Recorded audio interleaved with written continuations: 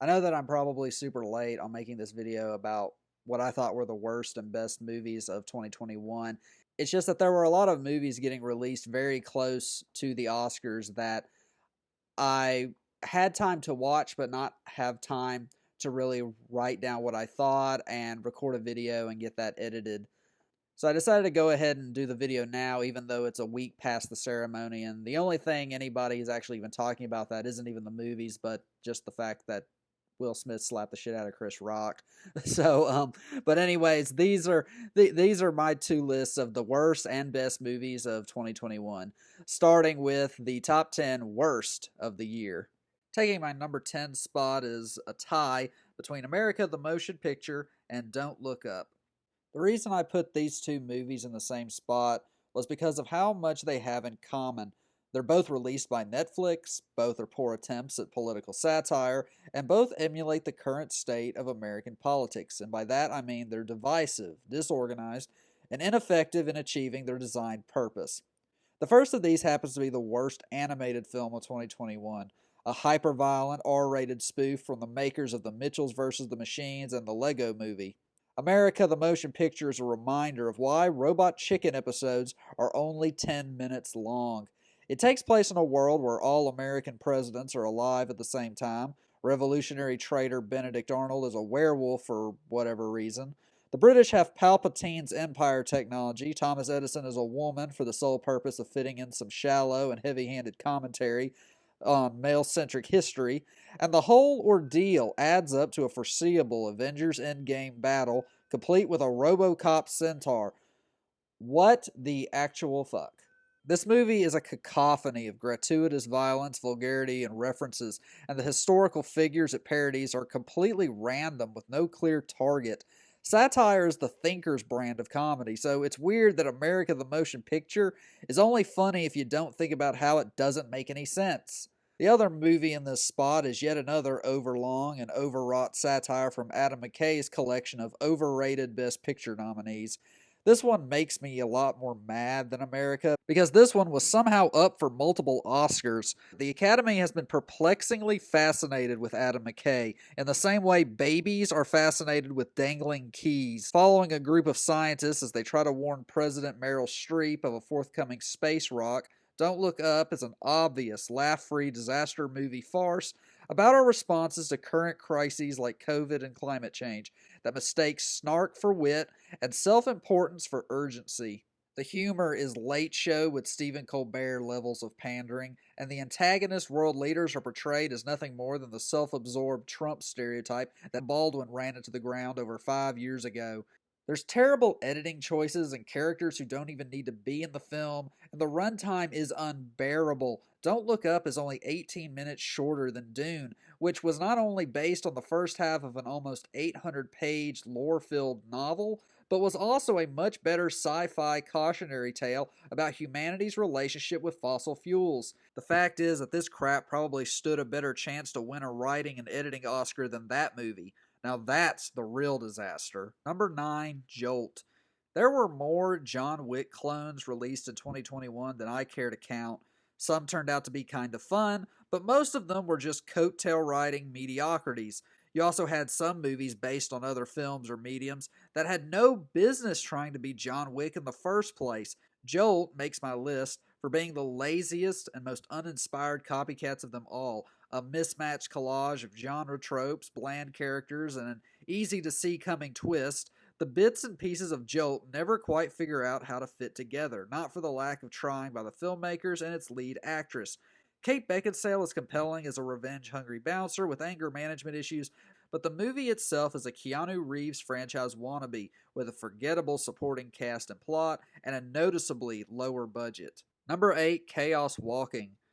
Gloomy, boring, and lifeless, the belated Chaos Walking isn't a misfire, it's a flat-out no-fire. Seriously, the corny sci-fi YA shows on CW have more pep than this movie. Tom Holland and Daisy Ridley are wasted on a stilted and uninteresting premise. What if a woman was stranded on a planet inhabited entirely by men, where everyone could hear male thoughts for whatever reason? The action-adventure story, which lacks both action and adventure, is as forgettable as its characters. Holland and Riley's chemistry isn't bad, but it's not compelling. Mads Mikkelsen has become iconic for playing some of the best and most terrifying modern movie villains, but in Chaos Walking he comes off like a bottom-tier MCU baddie. Chaos Walking would just be nothing worse than a disposable dud if it just wasn't such a chore to sit through. Ever since Hunger Games, Hollywood has been obsessed with adapting young adult dystopian novels, whether they've got a following or not, and Chaos Walking is a new low for the genre. Number 7, Dear Evan Hansen.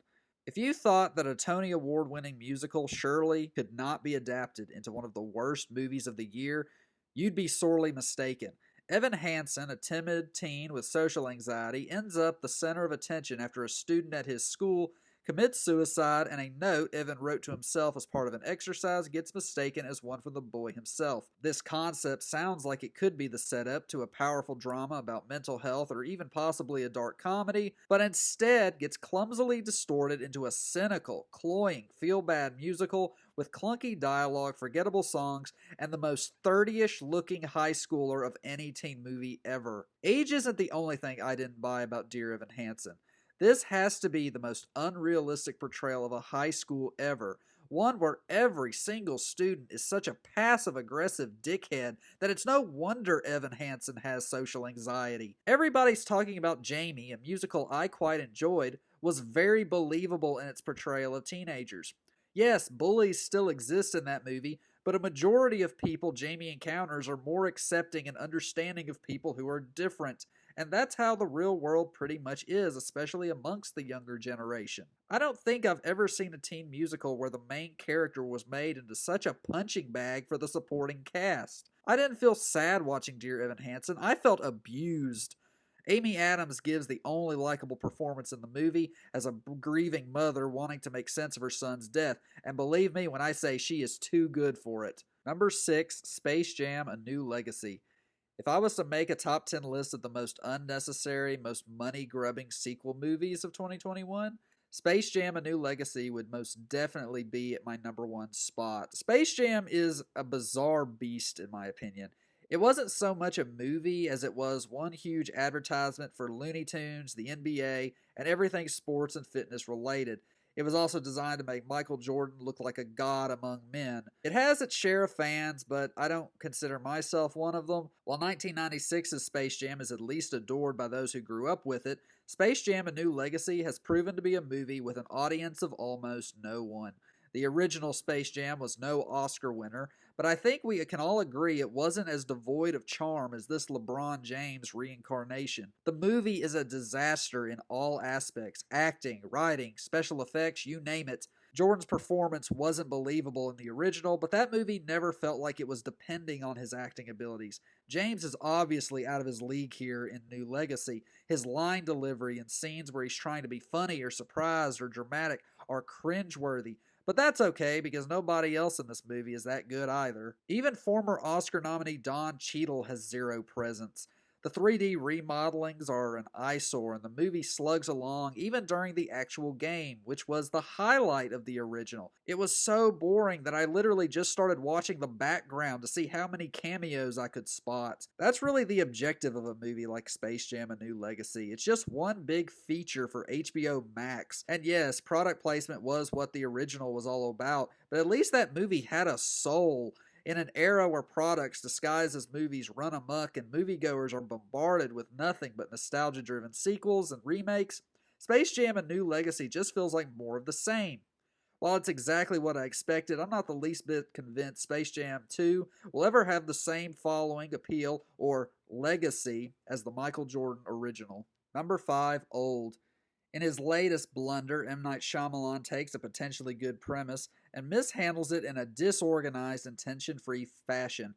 Add that with the most unconvincing dialogue and acting, and you have one frustrating mess of a movie. A group of total strangers are stranded on a mysterious beach where they all seem to be rapidly aging and succumbing to their own individual illnesses. Can any of them make it off in time? Who really gives a shit? Old is a combination of so bad it's funny and so bad it's infuriating. The acting is lackluster, the cinematography is riddled with confusing shot compositions, and the greatest sin a horror film can commit, it's just not scary. Old is fascinating in its badness, Characters talk to each other like they've never had a conversation with another human being in their life, and the inevitable twist ending is one of the most underwhelming Shyamalan has ever come up with. It's a terrible movie, but a great example of everything that people hate about its director's other films. Number 4, Thunder Force. Bumbling and brain dead, Thunder Force is a failed attempt at superhero genre farce with a slew of cast members too good for its shamefully lazy material. Well, that's not true. It's probably right at Melissa McCarthy's level of quality. Blunder Force, as it should be called, pits McCarthy and Octavia Spencer against an insert generic villain group name here to save Chicago from the evil and political mastermind played by Bobby Cannavale. So this movie takes the most unoriginal plotline ever and does nothing to satirize it? Sounds about right. Thunder Force doesn't even pretend to try to break apart old ideas. It just uses the superhero genre as a selling point that goes for the usual gross out gags and unrestrained mugging most comedies use now as a crutch. I'd call Thunder Force dumb, but that would be an insult to dumb movies. The cult classic Mystery Men was a dumb movie, but it's at least a fun guilty pleasure. There's nothing fun about Thunder Force, a lousy dog turd of a film with not one good joke to be found inside the burning paper bag it's sitting on your porch in. We don't need saving from miscreants, we need saving from Ben Falcone. Number 3, The Unholy. The Unholy is a horror film in name alone. This paper-thin, bad CGI throwaway scary? Surely you just. I really had no idea what to make of The Unholy, a horror movie that never feels like a horror movie. The whole time I was watching it, I felt like I was watching a Stephen Baldwin religious film starring a Conjuring franchise reject. The story is generic with a capital G. Jeffrey Dean Morgan sleepwalks his way through this fake-looking supernatural mystery about a girl who receives miraculous healing powers that uses every trope in the book. While looking up info on it, I discovered Sam Raimi was credited as a producer, and I'm honestly convinced people have for a while now just been putting his name on garbage, low-grade horror flicks just to trick people into watching them. And since they seem to keep getting made, it's obvious it's working. Number 2, Tom and Jerry. When I saw Tom and Jerry, which was actually the very first movie I saw in 2021, I knew it was a good early contender for the worst movie of the year. The iconic cat and mouse duo deserves so much better than this. For a film based on such a timeless property, the animated slapstick is terribly dated and at times unnecessarily crude.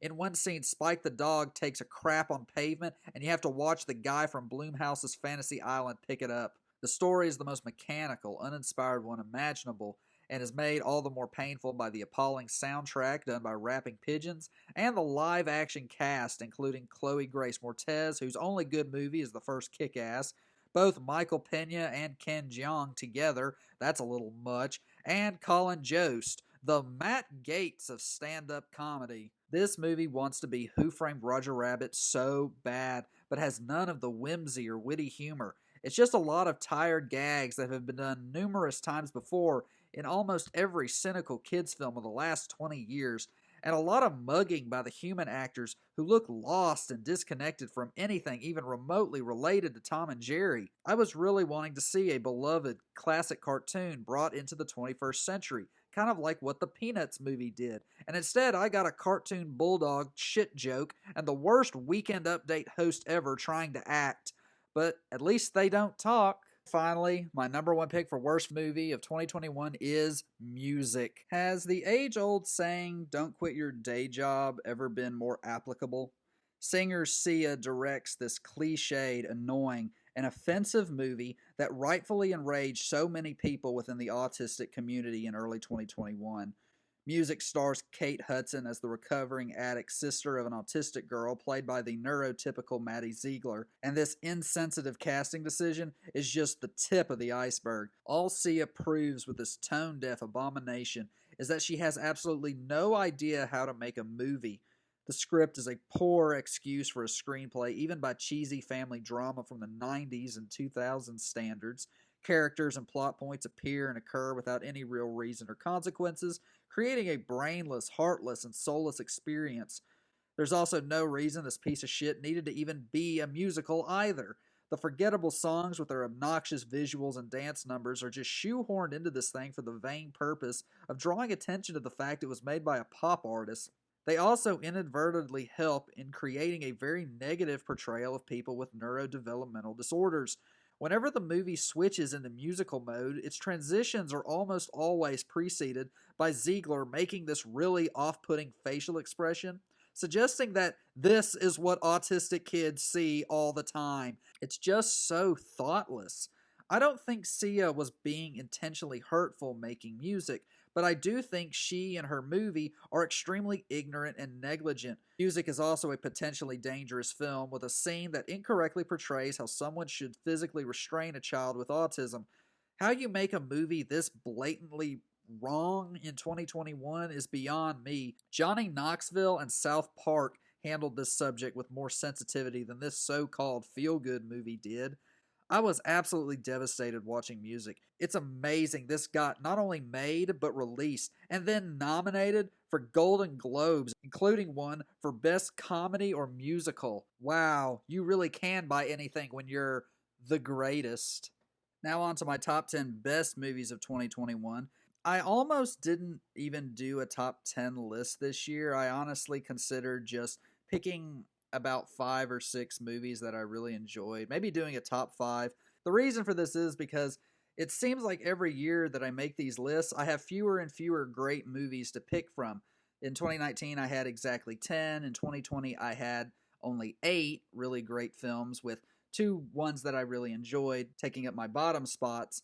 And now this year, I had only maybe 5 movies that I really considered to be great films. But I did go through and make a full 10 of ones that I did really enjoy and think deserve to be talked about. I should also go ahead and say that many of the movies on my top 10 best of the year list were ones that I'd already seen in theaters and already did videos on. So I didn't go anywhere as in depth as I usually would because I'd mostly just be repeating things that I said in those previous videos. Number 10, Mass. Directed by Fran Kranz, Mass was easily the most haunting movie I saw in 2021. Jason Isaacs and Martha Plimpton play the grief-stricken parents of a school shooting victim, and as part of a therapy session, decide to meet with the mother and father of the tragedy perpetrator, played by Ann Dowd and Reed Birney. What tries to become a relieving and beneficial exercise to turn the page on a dark spot in their lives soon turns into an emotionally revealing verbal sparring match filled with questions and anger too big to close the book on. Kranz's debut screenplay is sharp, and conversations the characters have simulate the feeling of running shattered glass through your hands. All 4 leads are brilliant, particularly Ann Dowd, who simultaneously feels like the most secure member of the group and the one who's in the most pain. Kranz also avoids coming to dead-end rhetoric of gun control and video games conclusions, making Mass into a movie not about what should have been done to stop the last school shooting, but what needs to be done to prevent the next one.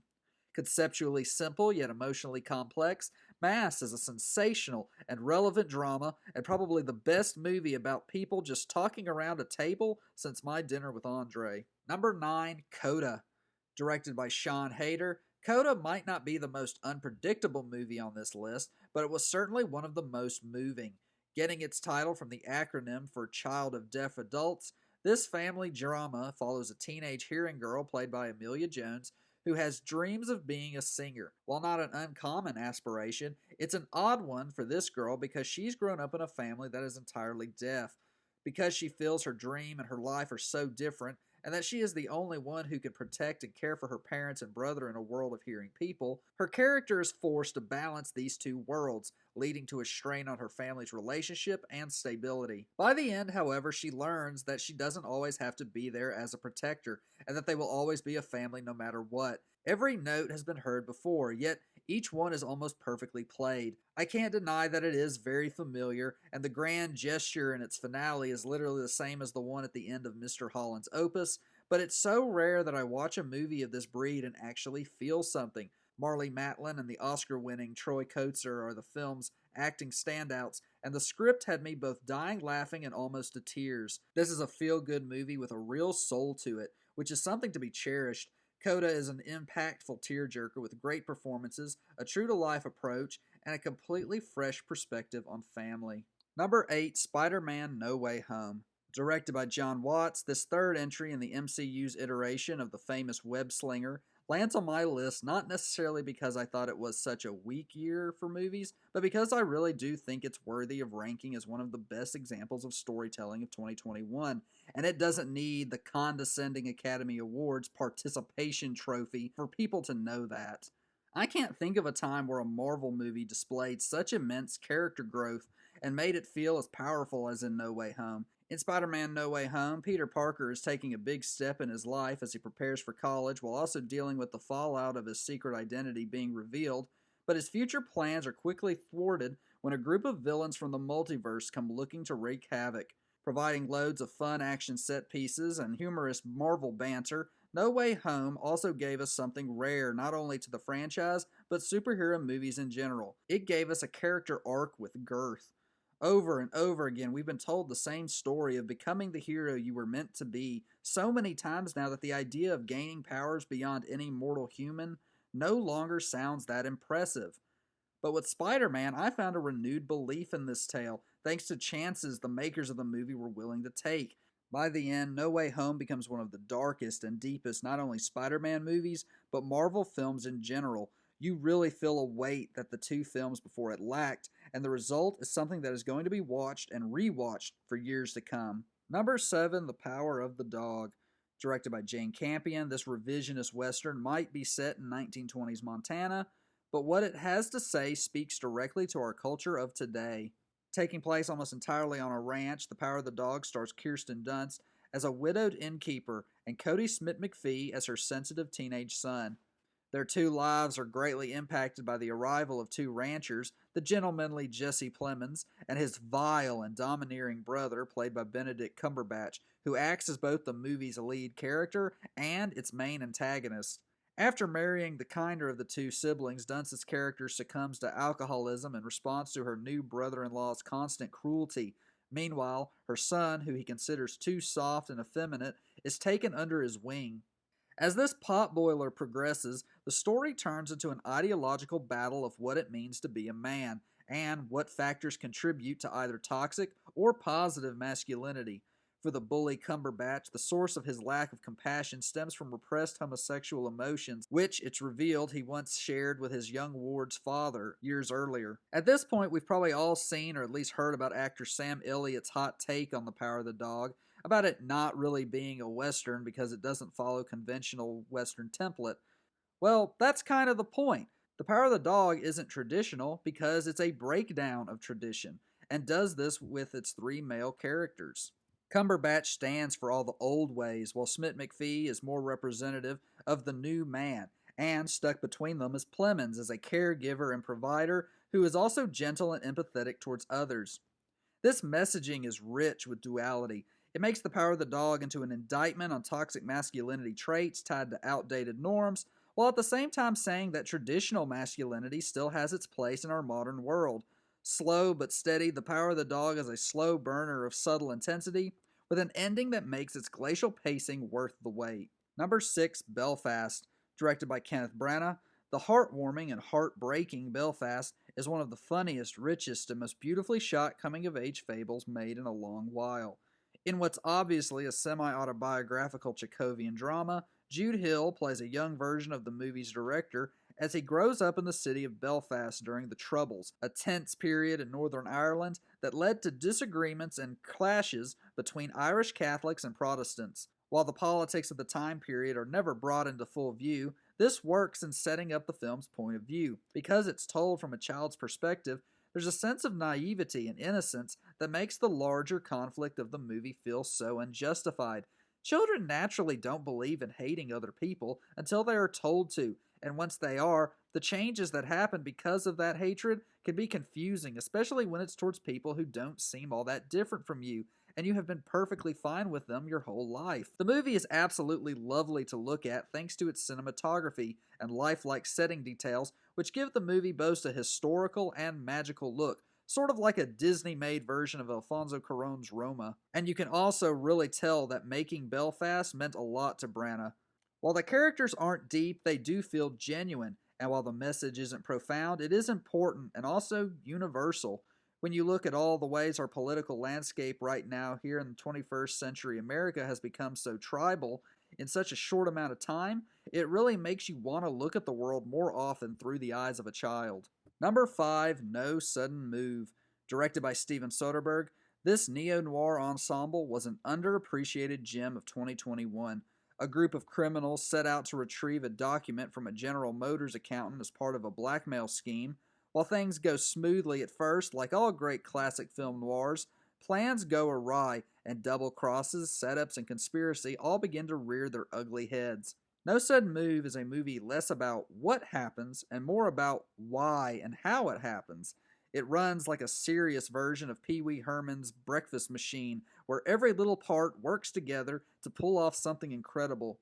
After the first act, the story gets pulled taut and stays that way, all the while racial politics of 1950s Detroit seethe beneath its slick and shiny surface. You won't want to blink while watching No Sudden Move, not just because you might miss something important, but because you'll want to savor every glorious shot in this labyrinthine, period-set crime flick that makes the most of its ensemble and reinstates Soderbergh as a master of his craft. Number 4, Titane.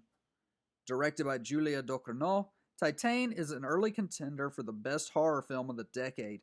After committing a mass murder, a French dancer played by Agatha Rosel goes on the run and disguises herself as a male. She's soon taken in by a grieving and self-medicating firefighter played by Vincent Lindon, who erroneously, or perhaps intentionally, mistakes her for his son who went missing years ago. Did I mention she's also pregnant with the child of a hot rod? Yeah, she's also pregnant with the child of a hot rod. This movie is out there and I loved it. Ducournau's direction and vision are flawless as she works this bizarre Cronenberg-esque concept into a movie that could be about so many things. Is it an allegory on gender identity crisis, or perhaps a portrait of emotional distress? Maybe a little of both.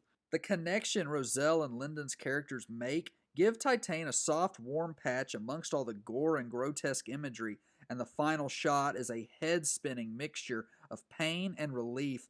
I really hate how the Oscars snubbed Titane for all its acting, directing, writing, and technical achievements.